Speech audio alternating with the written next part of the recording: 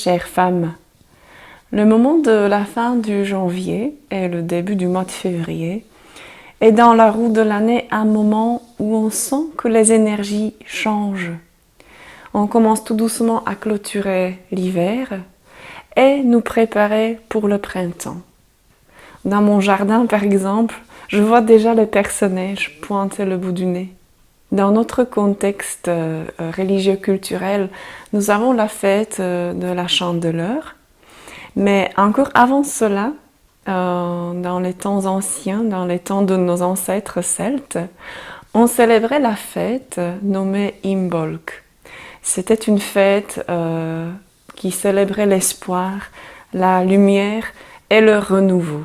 Le mois de janvier, tout comme le mois de décembre, sont les mois où, si on vit en accord avec les rythmes et les cycles de la terre, de la nature dans nos contrées, des mois où on se repose, où on cocoone, où on se restaure nos énergies, où on est beaucoup plus dans l'introspection, où on s'accorde des moments pour rêver, pour ne rien faire. Et c'est nécessaire, c'est important de faire le plein de force, d'énergie, avant de redémarrer avec un nouvel élan et un nouveau feu au printemps.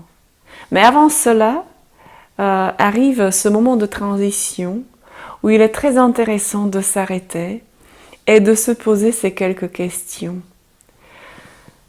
Qu'est-ce que je veux voir grandir dans ma vie?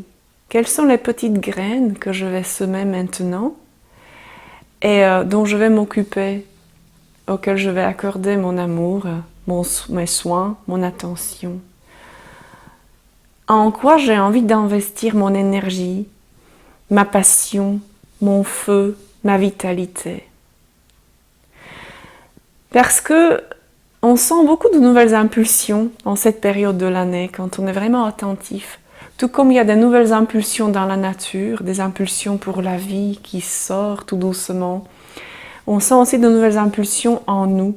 Ce n'est pas pour rien que beaucoup de personnes font des résolutions pour la nouvelle année, justement, au mois de janvier, se lancent de nouveaux défis. C'est parce qu'on sent intuitivement, inconsciemment, qu'il y a ce potentiel pour se lancer dans quelque chose de nouveau. Il y a cette fraîcheur, il y a cette énergie pour l'action, l'enthousiasme, la foi qu'on va vraiment y arriver, qu'on a la force pour réussir.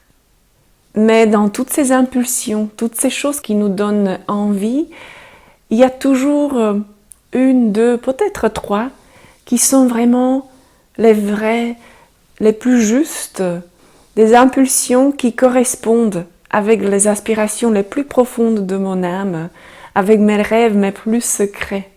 Des choses qui sont moi, des choses que quand je les fais, je me dis « Ah oui, là je suis vraiment à ma place, je fais vraiment des choses pour lesquelles je suis venue ici. » Et donc c'est intéressant de se poser avant de démarrer dans tous ces nouveaux projets et de s'accorder un moment pour vraiment concrétiser, préciser quelles sont ces choses que j'ai envie de voir se réaliser dans ma vie et auxquelles je vais donner mon énergie.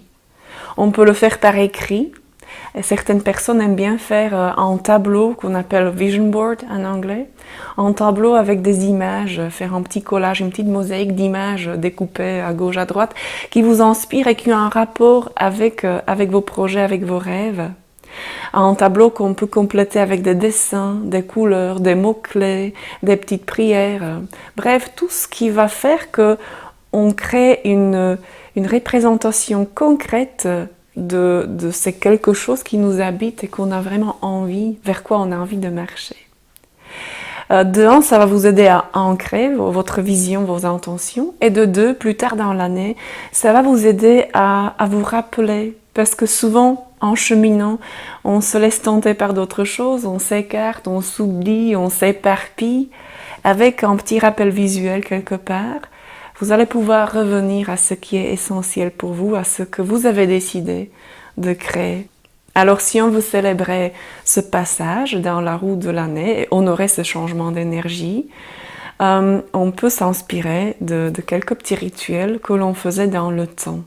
Et si le mot rituel vous fait fuir, j'aimerais juste dire que le rituel, c'est tout simplement un moment spécial, une sorte de parenthèse, un moment en dehors du temps, dans lequel on se pose, pendant lequel on s'accorde un espace pour se dire « Ah oui, il y a une partie, il y a quelque chose qui se clôture, et il y a quelque chose de nouveau qui est devant moi, qui s'ouvre. Et moi, quand je passe ce point, je ne serai peut-être plus tout à fait la même personne, parce que je laisse des vieilles choses, certaines choses qui ne me servent plus derrière moi, et je m'ouvre à d'autres choses qui vont faire de moi un peu une nouvelle personne. » Donc n'hésitez pas, quand je dis le mot rituel, c'est vraiment juste se créer un petit moment spécial avec lequel vous honorez et vous marquez un passage important, soit dans la roue de l'année, soit dans votre vie, quand il y a un événement clé.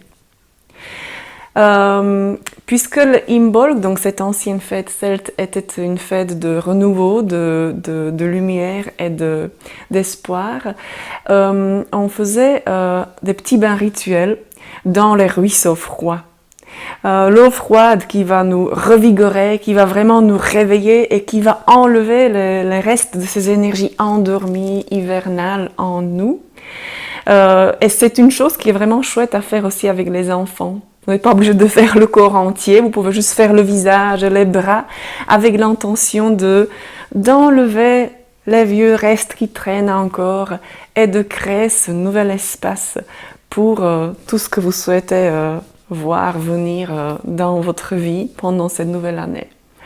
Ensuite, si vous n'êtes pas fan des bains froids ou si vous n'avez pas cette possibilité, vous pouvez faire un bain chez vous, évidemment, avec des herbes, avec des sels de bain, et à nouveau avec une petite bougie et avec une intention qui est clairement posée. Et quand on parle de nettoyage, évidemment, on peut aussi nettoyer la maison.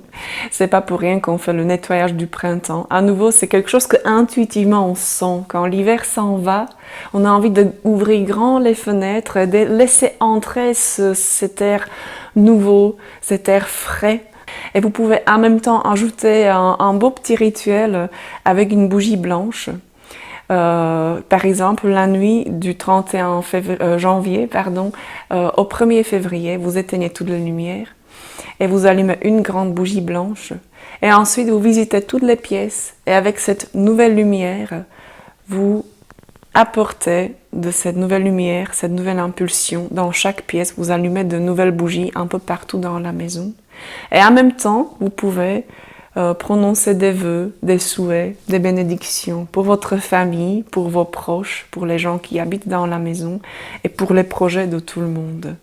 Et troisièmement, une petite idée pour danser toute seule chez vous. Si vous avez envie de célébrer ce passage avec un peu de mouvement, de la danse et un peu de musique, je vous propose de prendre une musique qui est toute calme, toute douce, pendant laquelle vous allez vous blottir en cocoon, pendant laquelle vous imaginez que vous êtes encore cette petite graine qui dort en dessous, dans la terre, mais qui sent déjà les premières impulsions pour monter vers le soleil et pour commencer à s'ouvrir et à grandir. Donc tout d'abord, vous êtes en position de petite graine et ensuite, avec une deuxième musique qui est un peu plus, qui commence à bouger un peu plus, vous commencez à vous étirer, à vous déployer et à vous lever tout doucement. Et puis vous pouvez mettre une troisième musique qui va être beaucoup plus dynamique, une musique qui inspire en vous de la joie, de la légèreté. Et avec cette musique-là, vous bougez bien et en même temps vous pouvez imaginer que vous enlevez tout ce qui était un peu lourd et endormi après l'hiver. Et vous réveillez votre corps, vous le revigorez à nouveau avec la danse, avec le mouvement, aussi bien qu'à la fin de cette danse, vous vous sentez boosté, rempli d'énergie et prête d'agir et d'entrer dans cette nouvelle période, dans ce nouveau cycle, cette nouvelle année. Et je vais clôturer encore avec un petit moment consacré à l'archétype de la jeune fille de la Vierge. Comme je disais, nos ancêtres celtes évidemment, à chaque fête, ils associaient une déité ou des déités. Et puisque c'était des peuples qui vénéraient la déesse mère, cette force créatrice qui est là, qui est partout dans toutes les choses autour de nous, cette grande mère a été évidemment présente dans leur vie sous différents visages tout au long de l'année.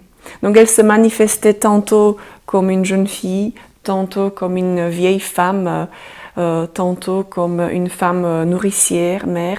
Donc elle avait toutes ces qualités en elle. Et ces différentes petites déités qu'on associait à chacune des fêtes, c'était juste et tout simplement les différentes facettes, des différents visages de cette même grande déesse, force créatrice. Alors ce n'est pas étonnant qu'au printemps, au début du printemps, on honorait surtout la déesse dans sa forme de la jeune fille, de la Vierge. Et donc c'était la déesse qui était avec cette énergie de fraîcheur, un élan, une indépendance, parce que la jeune fille, normalement quand une jeune fille peut grandir librement, ce sont des énergies qui sont sauvages, qui sont indomptées encore, qui ne sont pas encore maîtrisées par la société, qui sont vraiment dans leur état pur, naturel. Donc, il y a une beauté sauvage, une spontanéité, une joie. On n'est pas encore emprisonné par tout ça. Tu devrais pas, les filles ne font pas ceci. Et donc, si vous avez l'impression que dans votre vie, il vous manque ces qualités de la jeune fille, de la Vierge, prenez des moments pour vous y connecter consciemment. Lancez-vous des défis, observez les enfants quand ils jouent et laissez-vous inspirer par leur joie, par leur émerveillement, par leur capacité de papillonner et de se réjouir de la moindre petite chose. Peut-être faites des choses qui vous font rire, faites des choses que vous vous dites « Waouh, j'aimerais essayer ça, mais je n'ai pas vraiment osé jusqu'à maintenant. » Bref, invitez cette jeune fille dans votre vie et trouvez des situations dans lesquelles vous pouvez vous sentir jeune, insouciante, légère, ludique, curieuse, aventurière.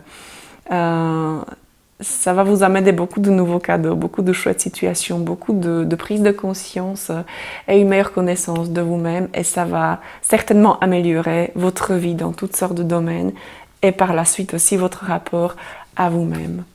Donc je vous souhaite une belle période d'éveil, une belle période de démarrage vers le nouveau projet, vers le nouveau cycle de l'année.